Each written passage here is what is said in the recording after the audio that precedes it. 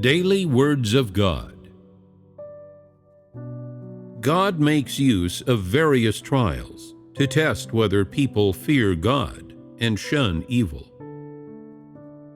In every age, while working among humans, God bestows some words upon them and tells them of some truths. These truths serve as the way people should adhere to, the way they should walk in, the way that enables them to fear God and shun evil, and the way that people should put into practice and adhere to in their lives and over the course of their life journeys. It is for these reasons that God expresses these utterances to humanity. These words that come from God should be adhered to by people, and to adhere to them is to receive life. If a person does not adhere to them, does not put them into practice, and does not live out God's words in their life, then this person is not putting the truth into practice. Furthermore, if people are not putting the truth into practice, then they are not fearing God and shunning evil, nor can they satisfy God. People who are incapable of satisfying God cannot receive His praise, and such people have no outcome. So how, then, in the course of His work, does God determine a person's outcome? What methods does God use to determine a person's outcome? Perhaps you are still a bit fuzzy on this at the moment, but when I tell you of the process, it will become quite clear, because a lot of you have already experienced it yourselves. Over the course of His work, ever since the beginning, God has set out trials for every person, or you could say, every person who follows Him. And these trials come in various sizes. There are those who have experienced the trial of being rejected by their families, those who have experienced the trial of adverse environments, those who have experienced the trial of being arrested and tortured, those who have experienced the trial of being faced with choices, and those who have faced the trials of money and status. Generally speaking, each of you has faced all manner of trials. Why does God work like this? Why does He treat everyone this way? What sort of result does He seek? Here is the point I wish to communicate to you. God wants to see whether or not this person is the type who fears Him and shuns evil. What this means is that when God is giving you a trial and facing you with some circumstance or other, His intention is to test whether or not you are a person who fears Him and shuns evil. If someone is faced with the duty of safekeeping an offering, and this duty leads to coming into contact with God's offering, would you say that this is something that God has arranged? It undoubtedly is. Everything you encounter is something that God has arranged. When you are faced with this matter, God will observe you in secret, watching what choices you make, how you practice, and what thoughts you have. What God cares about the most is the end result, since it is this result that will help Him to measure whether or not you have lived up to His standard in this particular trial. However, whenever people encounter a problem, they often do not think about why they are being faced with it, what standard God expects them to meet, what He wants to see in them, or what He wishes to obtain from them. When faced with this problem, such people merely think, "This is something I'm faced with. I have to be careful, not careless. No matter what, this is God's offering, and I can't touch it." Equipped with such simplistic thoughts, people believe that they have fulfilled their responsibilities. Would the result of this trial bring satisfaction to God or not? Go ahead and talk about it. If people fear God in their hearts, then when faced with a duty that allows them to come in contact with God's offering, they will consider just how easy it would be to offend God's disposition, and that will make them be sure to proceed with caution. Your response is on the right track, but it is not quite there yet. Walking in God's way is not about observing superficial rules. Rather, it means that when you are faced with a problem, you view it first and foremost as a situation that has been arranged by God, a responsibility He has bestowed upon you, or a task that He has entrusted to you. When facing this problem, you should even see it as a trial God has put to you.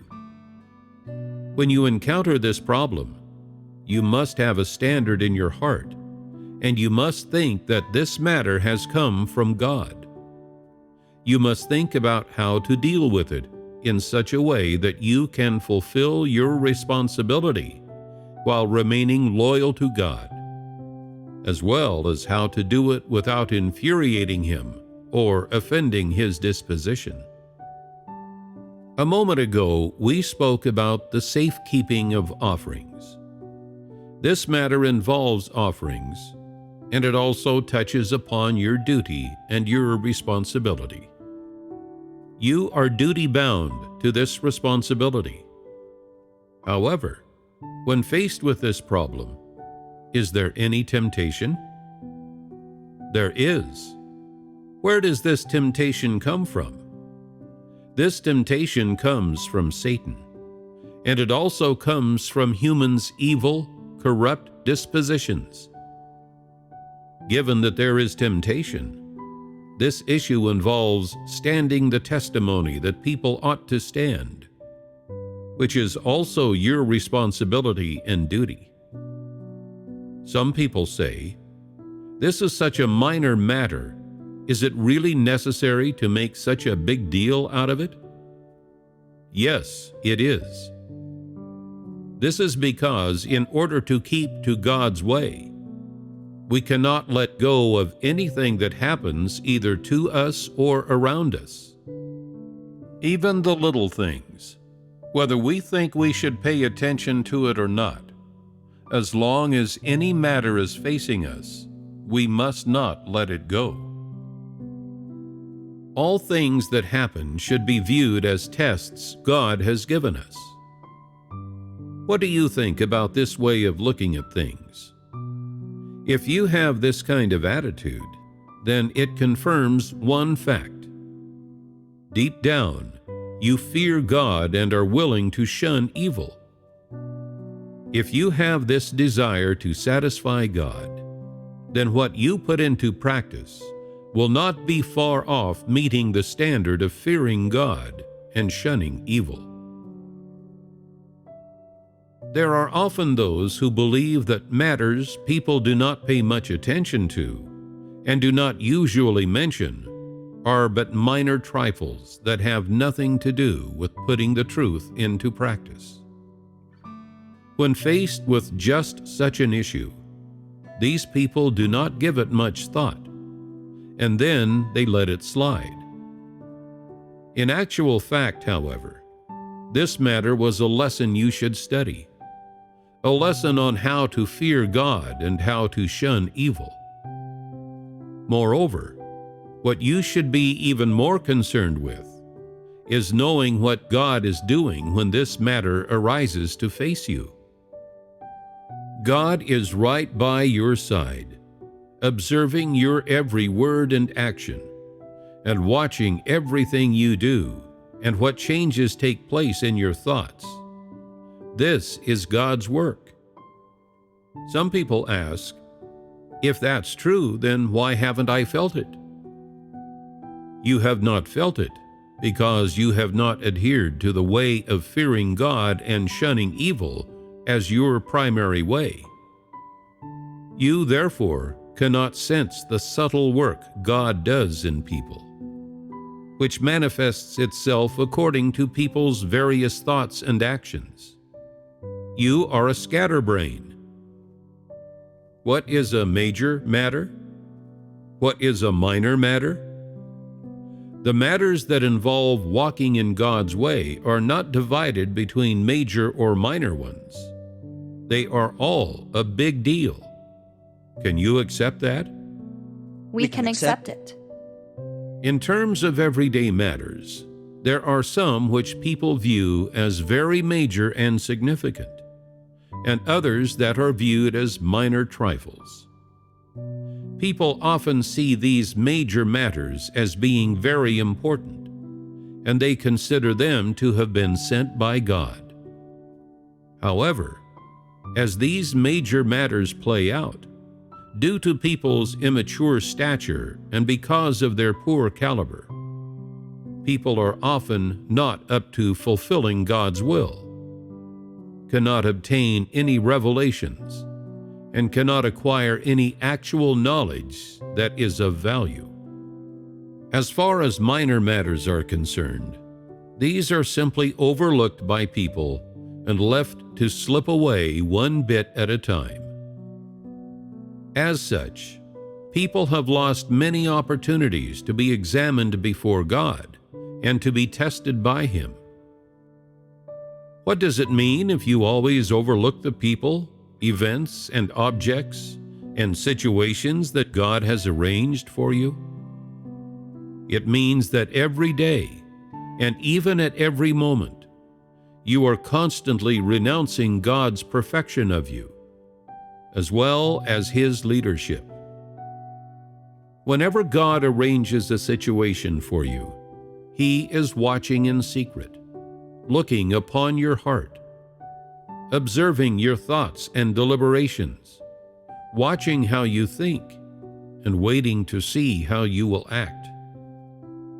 If you are a careless person, one who has never been serious about God's way, His words, or the truth, then you will not be mindful of or pay attention to what God wishes to complete, or the requirements He expected you to meet when He arranged a certain environment for you.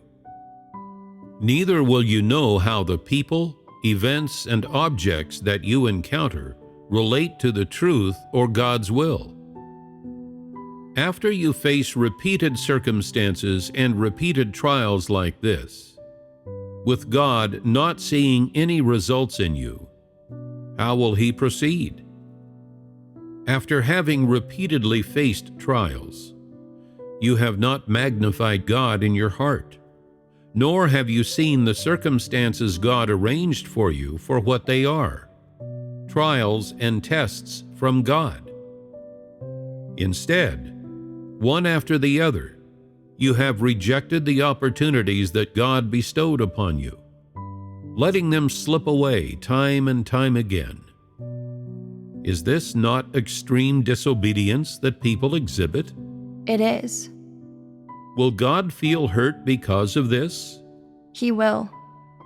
Wrong. God will not feel hurt. Hearing me say such a thing has shocked you once more. You may be thinking, was it not said earlier that God always feels hurt? Will God not therefore feel hurt? When then does He feel hurt? In short, God will not feel hurt in this situation. So then, what is God's attitude toward the type of behavior outlined above? When people reject the trials and tests that God sends them, and when they shirk from them, there is only one attitude that God has toward such people. What attitude is this? God spurns this kind of person from the bottom of His heart. There are two layers of meaning for the word spurn. How should I explain it from my point of view? Deep down, the word spurn carries connotations of loathing and hate. What about the other layer of its meaning? That is the part that implies giving up on something. You all know what give up means, right? In a nutshell, spurn is a word that represents God's ultimate reaction and attitude toward those people who are behaving in such a way. It is extreme hatred toward them and disgust, and thus it results in the decision to abandon them. This is God's final decision toward a person who has never walked in God's way and who has never feared God and shunned evil. Could all of you now see the importance of that saying I mentioned earlier? Now do you understand the method God uses to determine people's outcomes? He arranges different circumstances every day. He arranges different circumstances. These are things that people can feel and touch. So, what is God's motive for doing this? His intention is to give each and every person various sorts of trials at different times and in different places. What aspects of a person are put to the test during a trial? A trial determines whether or not you are the type of person who fears God and shuns evil in every issue you face, hear about, see, and experience personally. Everyone will face this kind of trial because God is fair toward all people. Some of you say, "I've believed in God for many years, so how come I haven't faced any trials?"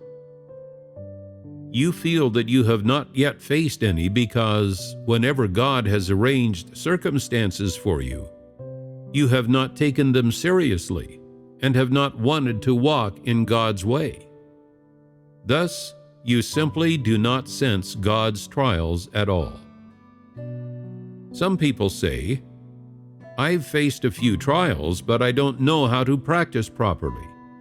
Even when I have practiced, I still don't know whether I have stood firm during God's trials." People in this type of state are definitely not in the minority. What, then, is the standard by which God measures people? It is just as I said moments ago. It is whether or not you fear God and shun evil in everything you do, think, and express. This is how to determine whether or not you are a person who fears God and shuns evil. Is this concept simple or not? It is simple enough to say, but is it easy to put into practice? It's not so easy. Why is it not so easy? Because people don't know God, and they don't know how God perfects people. So when they're faced with matters, they don't know how to seek out the truth to solve their problems. They have to go through various trials, refinements, chastisements, and judgments before they can possess the reality of fearing God. You might put it that way, but as far as you are concerned, fearing God and shunning evil seems very easily doable right now. Why do I say this? It is because you have listened to a lot of sermons and received no small amount of watering from the reality of the truth. This has allowed you to theoretically and intellectually understand how to fear God and shun evil. As for how to actually put that fear for God and shunning of evil into practice, this knowledge has all been very helpful and made you feel as though such a thing is easily achievable. Why, then, can people never actually achieve it? This is because humans' nature and essence does not fear God, and it likes evil. This is the real reason.